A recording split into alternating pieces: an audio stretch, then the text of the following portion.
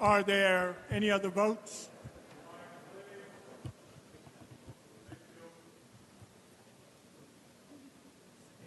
Announce the results. Ayes 119, noes 0. The bill is passed. Assembly 9751, Calendar 521. Ms. Russell, an act to amend the not-for-profit corporation law. Read the last section. This act shall take effect immediately. The clerk will record the vote.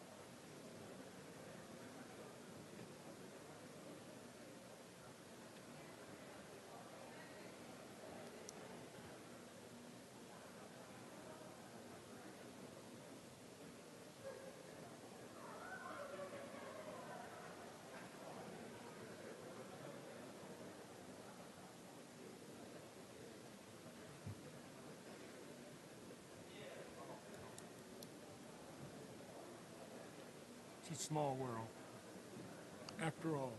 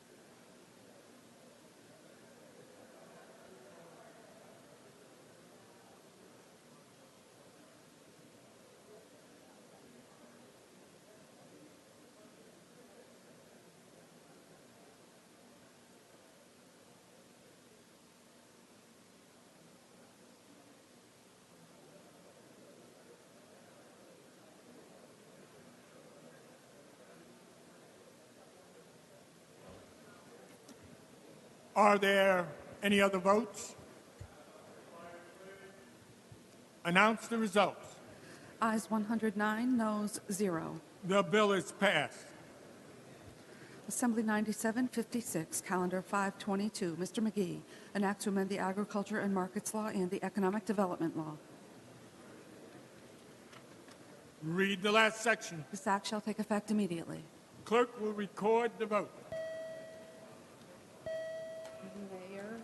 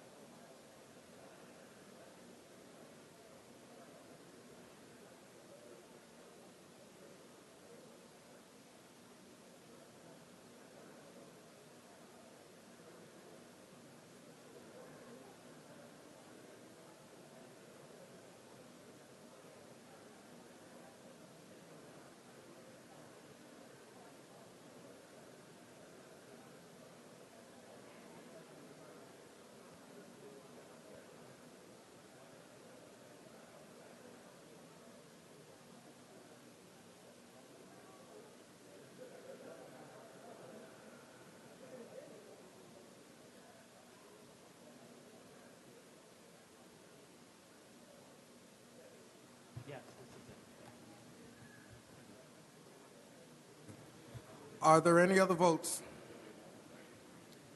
Announce the results. Ayes 119, noes 0. The bill is passed. Mr. Morelli. Yes, thank you, Mr. Speaker, for allowing me to have a brief interruption for the purpose of a very special introduction on behalf of Ms. Hunter, who's at the back of the chamber. She is joined today in the chambers by the Jamesville DeWitt girls basketball team. They are here today. The Red Rams, as they are known, won this year's Class A state championship title. They ended the season with a 27-2 record, led by sophomore Meg Hare, who scored a total of 403 points. And that was, of course, during the entire season, not in a single game. But we are delighted to have them. Head coach Rob Sechin is here, and the members of the team who have joined us, Rocio Argente del Castillo, Carly O'Hearn, Angela Basone, Julia Fairbanks, Mary Kate Seftic, Bess Murad, Meg Hare, Jamie Boheim, Maddie Bean, Julia Kellner, and Casey Vaughn. We are delighted that they're here. I want to congratulate them on an incredibly successful season, and I know they're here to observe the proceedings. If you'd please extend on behalf of Ms. Hunter the cordialities of the House. Thank you, Mr. Morelli. So on behalf of Ms. Hunter, myself, and all the members, we welcome this wonderful championship team. We congratulate you for your great accomplishments. We welcome you to the chamber, extend you all the privileges of the floor, and hope you enjoy the proceedings. And we want to wish you good luck in all your future endeavors. Congratulations.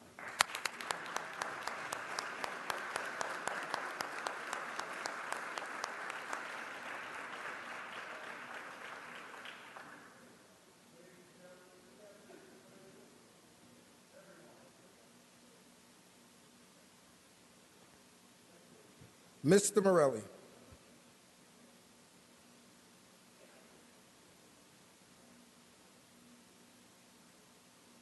Thank you, Mr. Speaker. As we begin our traditional observation and welcoming of our West Point guests, and I know I speak for all my colleagues here in the Assembly as well as all New Yorkers when I say how truly honored we are to be home of such a prestigious and historic institution as West Point. West Point graduates can be counted throughout history as some of our nation's greatest leaders. From military commanders to elected officials to pioneers of industry, West Point graduates have made and continue to make extraordinary contributions to both society and to our nation. The cadets that join us here today have chosen a path of service. In my opinion, there is nothing more honorable, nothing more noble, and nothing more worthy of our respect and admiration than the opportunity to serve. It is a privilege that is exclusively and exquisitely human. I applaud these fine young men and women for placing service before self. Today, let us salute their commitment to service and leadership and express to them our gratitude and best wishes for the future. And Mr. Speaker, as someone who embodies that sense of service to others, I want to thank you for your leadership, and I now look forward to your remarks, sir. Thank you, Mr. Morelli. So it is my pleasure to join you this morning in acknowledging some very distinguished guests. At this time, I would ask all my colleagues, staff, and visitors to extend a warm welcome to Lieutenant General Robert Caslin, Superintendent of the United States Military Academy at West Point, who is here today to continue the long-standing tradition of West Point Day at the Capitol.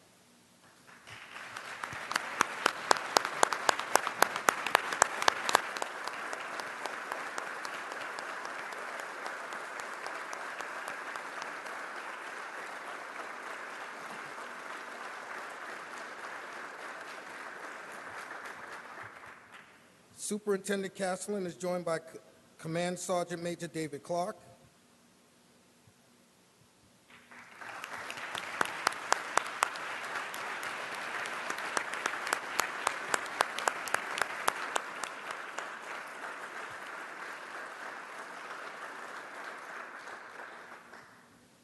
Lieutenant Colonel Harold Klein, who is the chaplain of the United States Military Academy,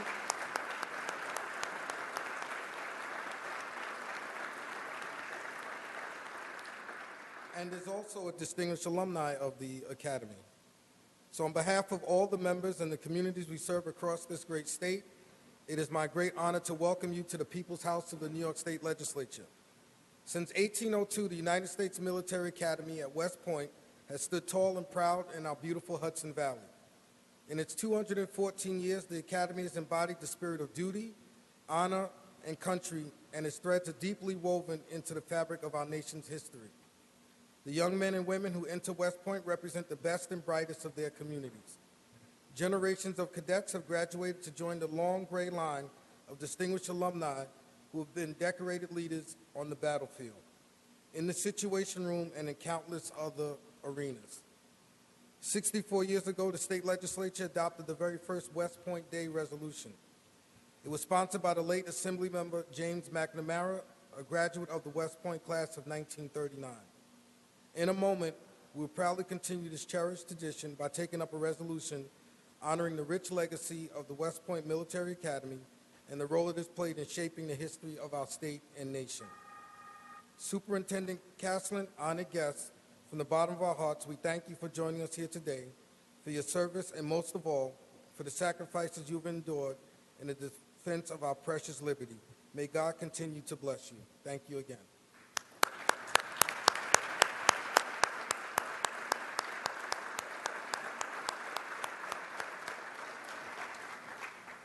Legislative resolution, the clerk will read. Resolution number 1279, Mr. Skoufis. Legislative resolution memorializing Governor Andrew M. Cuomo to proclaim May 5th, 2016 as West Point Day in New York State. Mr. Dendecker on the resolution. Thank you, Mr. Speaker. It is with great honor and pleasure that I stand here today as chair of the Assembly Veterans Affairs Committee, participating in this annual event dedicated to the United States Military Academy at West Point. It is an absolute privilege to welcome Superintendent General Caslin, outstanding cadets, including First Captain Eugene Coleman, and senior personnel joining us here today on this special occasion to honor this federal institution. For 214 years, the West Point Military Academy has guided the best and brightest through intensive training and vigorous academic curriculum to personal and professional success. It is here where our future leaders come to learn and commit themselves to the values of duty, honor, and country. These three words are instilled in the thousands of hours spent training, educating, and in inspiring each cadet so that they may graduate as a commissioned leader, prepared for a career in excellence and service to our nation as an officer of the United States Army. Established in 1802 by President Thomas Jefferson, the West Point Military Academy became the first United States College of Engineering to cease dependence on foreign engineers and artillerists. A demanding program was adopted over time to encourage strong work ethic, personal honor, and academic excellence. With each generation, its curriculum was improved upon and further devoted to the development of each cadet. Beginning June 15 through June 21 of 2016, the United States Army Warrior Transition Command will be hosting the 2016 Department of Defense Warrior Games at the United States Military Academy. The Warrior Games athletic competition was created in 2010 as an introduction to Paralympic sports for the wounded, ill, injured service members and veterans. Athletes, family members, and their teams from all over the nation will come to West Point for this motivational and inspirational event. The Academy continues to provide our country with able and dedicated future leaders. The alum have excelled not only in the battlefields with the traditional front lines, but on the battlefields where danger goes beyond the designated area. The same men and women have then excelled in life after their military service in many fields of endeavor, including being elected President of the United States, President Ulysses S. Grant, class of 1840, and President Dwight D. Eisenhower, class of 1915. We owe the cadets our respect and gratitude. I salute them for their service. On behalf of the entire Veterans Affairs Committee, it's my pleasure to welcome and congratulate all the cadets here and welcome the distinguished staff accompanying them here today. Thank you. Mr. Skoufis on the resolution. Thank you, Mr. Speaker. On the resolution, just as all of my colleagues are proud of their districts, I am so proud to represent New York's 99th Assembly District. So proud and privileged to represent the town of Highlands, and so proud, of course, to represent West Point. And today happens to be one of my favorite days as a state legislator, Mr. Speaker. With that, I bid a warm assembly welcome to the cadets and officers who join us in the chambers for today's 65th annual West Point Day. West Point Day provides us, as a body, with an opportunity to meet cadets and officers from the military academy, to recognize their service, and to show our appreciation. Perched above the mighty Hudson River, the United States Military Academy has been a symbol of strength for 214 years. The Academy is a renowned educational institution and a source of great pride for all New Yorkers, but particularly for those of us who live nearby. West Point cadets are some of the best and brightest that America has to offer. They come from every part of the country. They come from all types of backgrounds, races, ethnicities, and religions. Cadets pledge themselves to duty, honor, country. They follow a code of conduct that helps them measure who they are and, importantly, determine who they ought to be. Academy graduates go on to become leaders of our nation on the battlefield, in the classroom, in the halls of commerce, and as was mentioned by my colleague, even in the White House. West Point Day offers us an opportunity to celebrate and honor the United States Military Academy, an opportunity to celebrate and honor the training and discipline cadets undergo to safeguard the United States of America, an opportunity to celebrate and honor the sacrifices of women and men cadets and their families to maintain the freedom and security of our country. And so, on behalf of my colleagues in the New York State Assembly, the citizens of this great state, the Empire State, and the citizens of our great nation, I say thank you. We are all very grateful for your service. Thank you, Mr. Speaker.